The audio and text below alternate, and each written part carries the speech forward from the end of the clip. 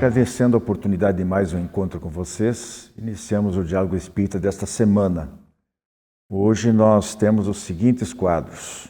Começamos o programa com perguntas e respostas para trazer alguns esclarecimentos segundo a doutrina espírita sobre as enfermidades.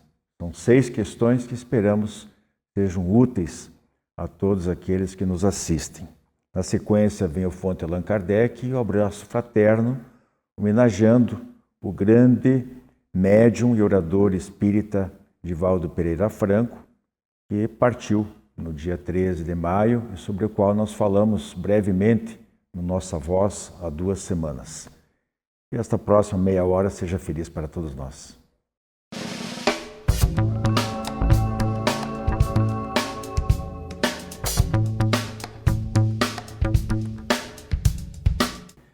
Perguntas e respostas. Hoje o nosso tema é enfermidades.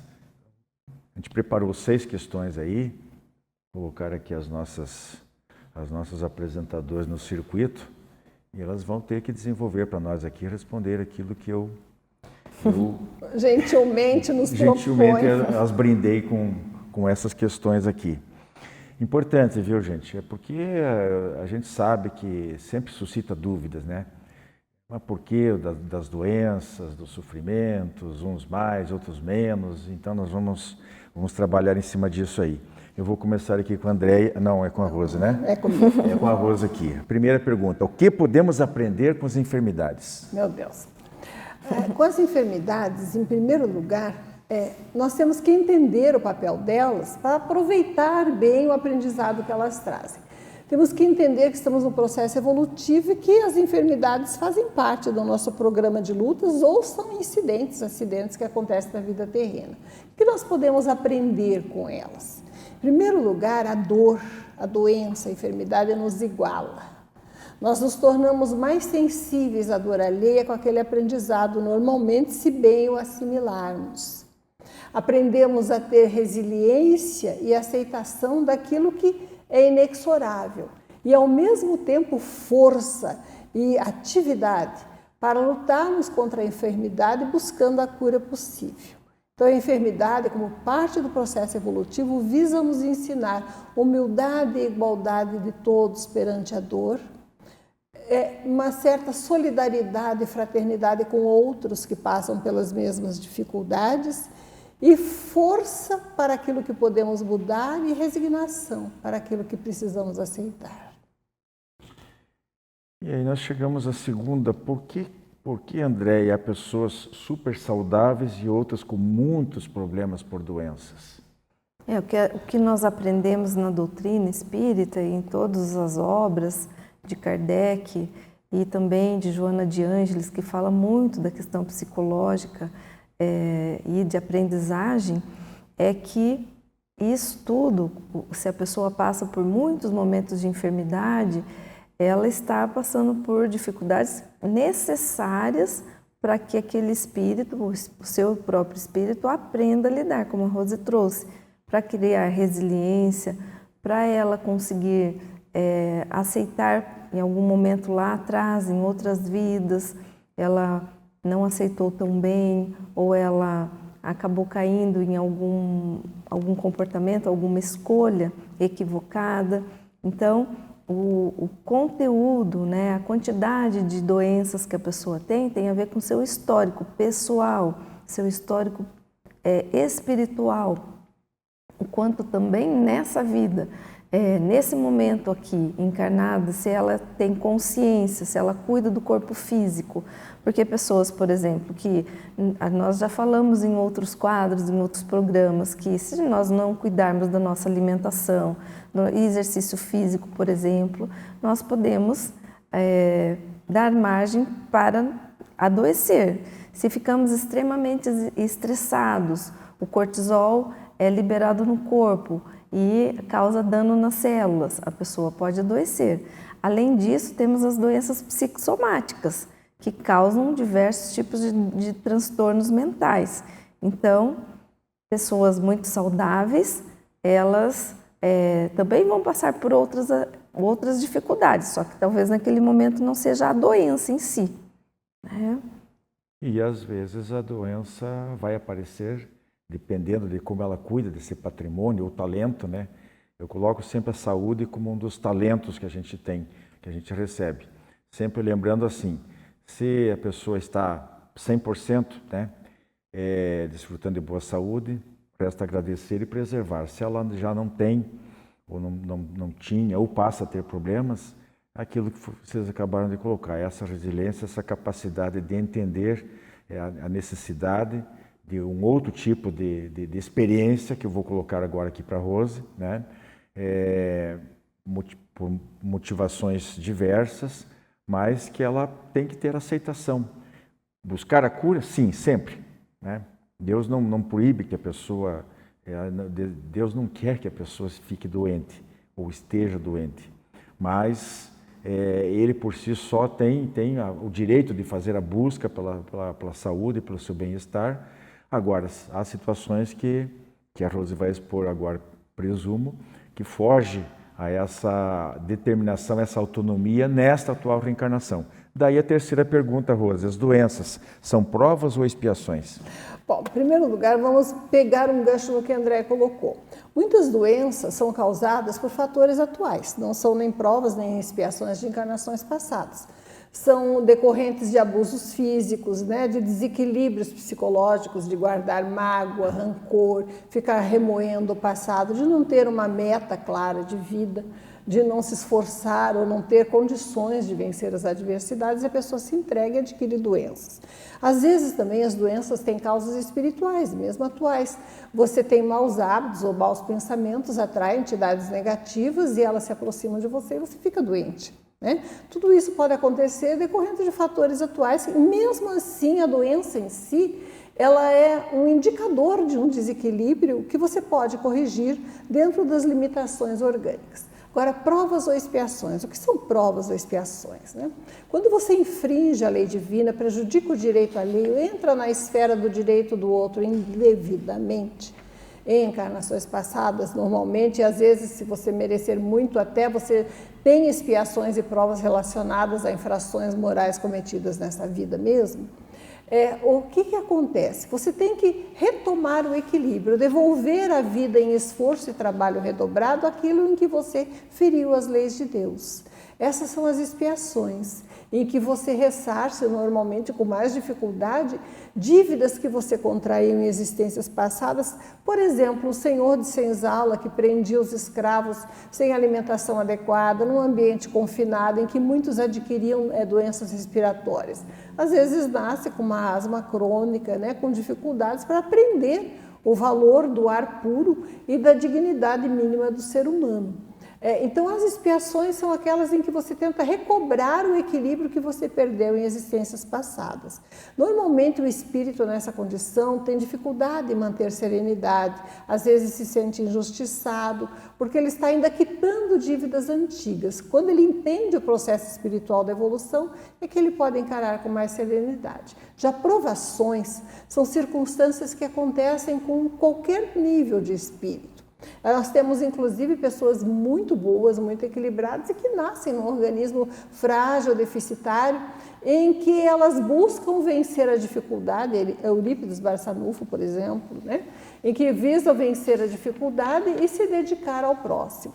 Nas provas, o que acontece? O espírito tem limitações, tem uma luta intensa, e ele tem que lutar para manter o equilíbrio. Normalmente ele se mostra mais resignado, mas o objetivo da prova é adquirir força. Então as doenças indicam uma necessidade ou um desequilíbrio da alma, às vezes ambos.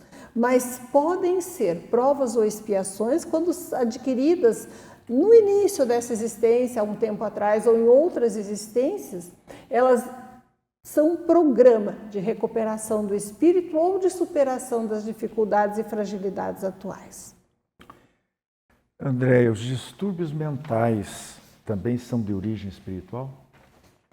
Em geral, os distúrbios mentais são de origem espiritual. Na verdade, é um desequilíbrio no perispírito, que é a parte semimaterial.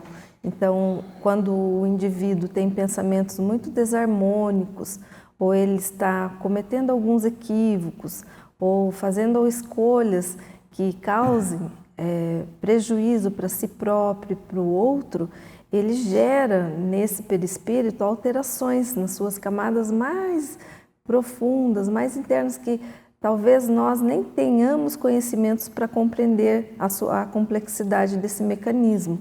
Mas, segundo Joana de Ângeles, sim, as doenças mentais, elas têm muito desse desequilíbrio do perispírito. Então, tem a questão espiritual. Logicamente, de novo, nós trazemos aqui também as questões dessa vida, né? Os desequilíbrios pela condução errônea das emoções, pelo excesso de estresse, pela ansiedade, pela depressão, que pode se agravar. Mas sempre, se formos olhar a parte espiritual, chegaremos com certeza a um componente ali importante para essa doença mental. Nossa penúltima pergunta, Rose. A cura de uma doença pelo médico significa que ele curou também o espírito? Você caprichou nessa. Vamos lá. Não necessariamente. Por quê? A doença, né, como vimos, pode decorrer de causas diversas. E em algumas circunstâncias, o médico pode curar o corpo ao tratamento espiritual todo e as causas espirituais não estão completamente resolvidas. Às vezes há um adiamento daquela prova, né? Há uma intercessão de espíritos superiores, amigos, familiares, para que haja uma melhoria de condição, para que a pessoa possa, pelo trabalho, ela vencer as suas dívidas, dar o seu quinhão de equilíbrio à vida. O que mais que pode acontecer? Essa melhora física pode ser transitória, pode ser uma oportunidade da pessoa ressignificar a sua vida, reexaminar sua escala de valores e mudar o seu comportamento. E a doença retorna se ela não conquista o equilíbrio espiritual. Quando a doença decorra, né, de desequilíbrio espiritual, de dívidas contraídas pela própria alma, somente o pleno reequilíbrio perante as leis de Deus, perante as leis da vida, o pagamento em trabalho, em doação em circunstâncias similares àquelas em que ele infringiu a lei divina, é que podem reequilibrar o espírito e conquistar, proporcionar a conquista definitiva da saúde espiritual, que se refletirá na esfera física. O médico normalmente a medicina ataca os efeitos. Ela nem tem condições de pesquisar a origem, realmente quando é de problema expiatório, ou especialmente o expiatório, né? Ele não tem como investigar. Nem as físicas já é uma complexidade imensa de centenas, de milhares de enfermidades diferentes que podem se manifestar. E aí o médico não conhece o paciente direito, conhece pouco às vezes das doenças e pouco ainda menos às vezes da medicação que pode resolver aquele problema. Então há uma dificuldade muito grande para isso. E faz lenitivos, né? Tentando resolver o problema momentaneamente, mas a matriz do problema continua no íntimo do indivíduo. E é lá que tem que ser tratado, como a Rose disse. Então só uma transformação, isso às vezes demanda tempo. Não se faz isso também assim. Dependendo da situação, pode melhorar rapidamente e outras vezes não, porque às vezes é um problema que vem se perpetuando às vezes, por mais de uma reencarnação. Com certeza. A última pergunta, André, ao curar uma pessoa, o médico não está interferindo no seu karma ou planejamento reencarnatório? A resposta é não, porque se a pessoa tem aquele auxílio médico, se a pessoa, se nós temos os recursos necessários, e já temos muitos, do tratamento, dos hospitais, das instituições de cura, da própria casa espírita, que tem o tratamento pelo passe, pelo atendimento fraterno, tantas outras formas de tratamento, é porque a pessoa ela tem um merecimento. Então, o médico não está interferindo. O que acontece normalmente é o que a Rose trouxe antes. Se a pessoa não aprender, se ela não se resignar, se ela continuar rebelde diante daquela doença ou daquela enfermidade ou daquele transtorno mental, se ela não buscar pelo auxílio, muitas vezes aquele transtorno, aquela doença reincide. Mas sempre haverá uma pessoa caridosa, amorosa para estender a mão, seja para fazer uma canja, não é? Quando a gente está com gripe, com uma virose, seja para fazer um tratamento mais complexo, dentro de uma instituição de tratamento. Eu acho que sempre há a permissão de Deus para se fazer o bem, né? Para amar as pessoas. Se o médico é bem intencionado, e geralmente, né, a gente supõe que seja, com interesse em realmente minorar a dor do seu semelhante, é claro que isso é levado em conta e aí atinge camadas mais profundas do próprio psiquismo, do próprio organismo. Um pouquinho diferente da situação que eu acabei de falar, né? Que fica na superfície, só nos efeitos. Essa intenção realmente de apoio, de socorro, ela é capaz de produzir grandes efeitos. Aí estão os médios curadores, Jesus, a ação de Jesus. Que dizia, vai e não peques mais, né? Exatamente. Então, tudo isso tem que ser levado em conta. Não existe, as coisas não são feitas assim, de maneira aleatória. Tudo é colocado na balança divina, sopesado com plena justiça e que beneficie e finalidade, com certeza. Paz a todos. Jornal Comunicação Espírita, o voo do espírito rumo ao infinito. Editorial, a luta do bem contra o mal e a transição planetária. Em palavras dos espíritos e dos espíritas, evolução espiritual. Em conexões e reflexões de A a Z, hoje, higiene e hipocrisia. E ainda uma reflexão sobre o papel da fé na longevidade. Jornal Comunicação Espírita, assine e recomende.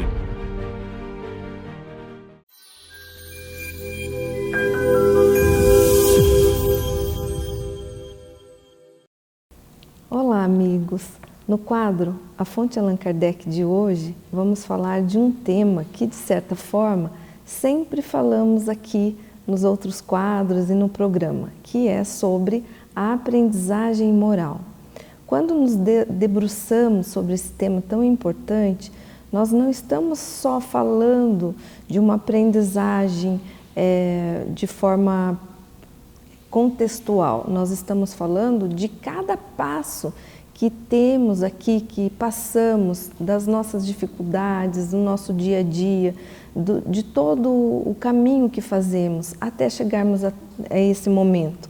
Quando despertamos a nossa consciência que estamos aqui para evoluirmos moralmente, que é uma das grandes asas, né? A outra asa é a parte da intelectualidade. São duas grandes asas que temos. A moralidade, a aprendizagem moral, comportamento moral, como chamamos assim na psicologia, e a outra grande asa que é a intelectualidade. Quando temos esses dois grandes suportes, essas duas bases, nós conseguimos fazer as coisas de uma maneira proveitosa e seguimos nessa evolução. Para falarmos de aprendizagem moral, eu gostaria de relembrar a pergunta 919 de O Livro dos Espíritos, que justamente Kardec formula para os amigos espirituais e pergunta qual é a melhor forma ou a maneira mais rápida de evoluirmos, de chegarmos a esse momento da aprendizagem moral, por assim dizer. E os espíritos respondem: conheça-te a ti mesmo, que é uma questão filosófica, como também já falamos aqui em outros momentos no programa. Conheça-te a ti mesmo é dar conta do seu universo interno, da sua parte de pensamento, da sua parte emocional, né, do seu sistema emocional, do conteúdo que passa na sua cabeça, da forma como você reage quando você está triste, quando você está cansado, quando você está irritado. Existe um objetivo para cada um de nós. Nós precisamos avançar esses passos dessa grande escadaria, que é a evolução moral. Quando nós nos deparamos com dificuldades, muitas vezes, e porque somos orgulhosos, ainda somos egoístas, ou temos alguma outra dificuldade, nós, em geral, recriminamos ou o mundo externo, ou o outro, ou a Deus. Quantas vezes somos pegos por dificuldades fortes, né? Por exemplo, uma perda, uma morte de um familiar, de uma pessoa querida, ou uma perda de um emprego, e nos debatemos e nos revoltamos contra a vida, contra Deus, contra o outro. Nesse momento, nós vemos que nós não estamos ainda evoluídos o suficiente para sermos resignados, resilientes diante daquela dificuldade. Então, é sinal que precisamos melhorar e precisamos buscar ajuda, precisamos ir na casa espírita ou ir no templo que a pessoa tenha a sua religião, buscar levar o nosso pensamento a Deus, elevar o nosso pensamento em oração, ter humildade, aceitar a ajuda de outro, que Deus coloca muitas vezes como professores, gentilmente, para que nos fale algo, nos desperte a atenção, nos desperte a curiosidade. A aprendizagem moral, ela é feita desde pequeno, no seio da nossa família, ela é feita na escola, ela é feita em todos os lugares onde nós nos relacionamos com os outros. E nós tão pouco damos importância a isso. E se soubéssemos que é pela aprendizagem moral que nós evoluímos mais rapidamente e que nós conseguimos fazer a lição maior do Mestre Jesus, nós não deixaríamos para depois, não procrastinaríamos esse importante conhecimento. Aprender sobre nós mesmos, evoluir, fazer o bem ao outro, sempre, né? Como Jesus nos ensinou em todo o seu Evangelho e como Ele mostrou quando Ele esteve aqui no plano terreno. Então, amigos, olhe para dentro de si, busque conhecer-se e siga em frente no caminho que conduz a Jesus sempre. Fiquem bem. Você conhece o Clube do Livro Espírita de Curitiba? Com ele, você tem descontos de até 60% no preço de capa. E a cada 2 meses, recebe 1 ou mais livros em seu endereço. Associe-se e tenha o melhor da literatura espírita em sua casa e ainda ganhe uma assinatura do jornal Comunicação Espírita durante o período de 1 ano. Clube do Livro Espírita de Curitiba. Associe-se e contribua para a manutenção do programa Diálogo Espírita.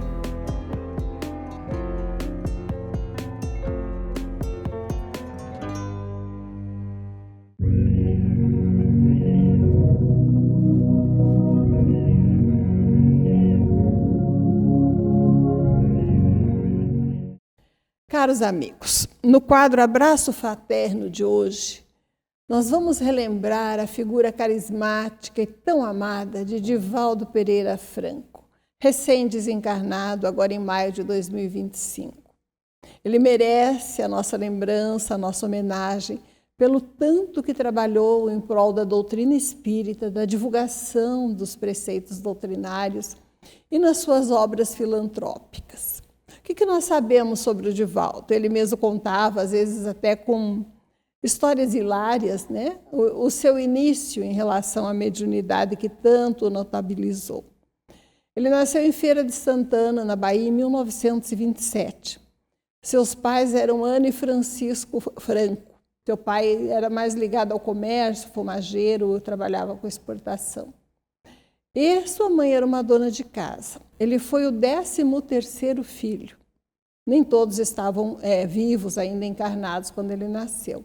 Inclusive consta, segundo alguns biógrafos, que o médico teria aconselhado a sua mãe um aborto terapêutico, devido ao número excessivo de gestações e ao fato de que ela já tinha 44 anos quando ficou grávida dele. Mas ela recusou, era muito católica. O médico avisou que a criança nasceria com anormalidades e nós tivemos aí como resultado o nosso Divaldo, uma bênção, né, no movimento espírita e nas nossas vidas. Ele via espíritos, tinha mediunidade desde criança. Há alguns relatos de visões quando ele tinha 4 anos de idade que espantavam e aterrorizavam a sua família. Seu pai, especialmente, não entendia.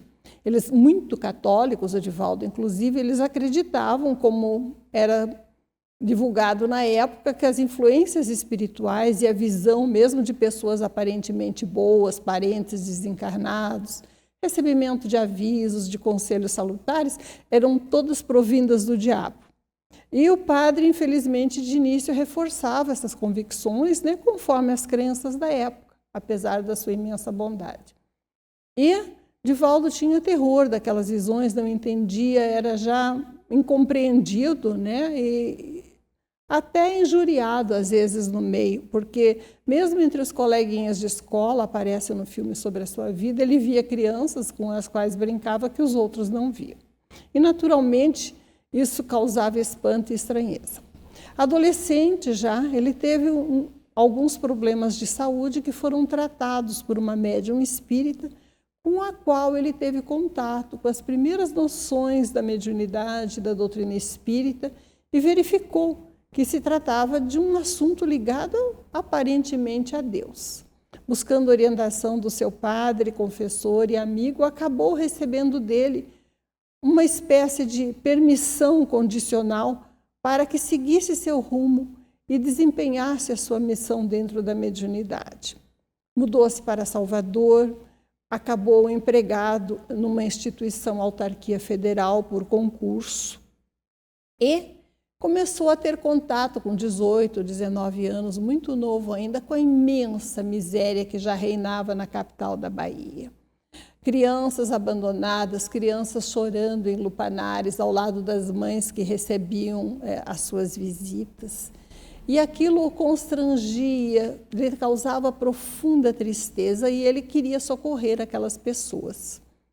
Fez amizade nesse tempo com Nilson Pereira, que tornou-se seu grande amigo e companheiro nas obras posteriores de filantropia. E, com Nilson, ele desenvolveu a obra da Missão do Caminho, em que acolheu milhares de crianças e as encaminhou. Ao longo da sua vida, ele proferiu mais de 25 mil palestras em 71 países, mais de 20 mil conferências, em 71 países. Recebeu várias homenagens e títulos honoríficos, inclusive reconhecimento da ONU pelo seu trabalho filantrópico. Psicografou mais de 270 livros, sendo o primeiro mestre de amor, sob orientação de sua mentora, Joana de Ângeles. Cumpre esclarecer que ele foi sempre um trabalhador devotado, muitas vezes solitário, criticado, incompreendido, porque a vida não é fácil de quem se dedica ao bem.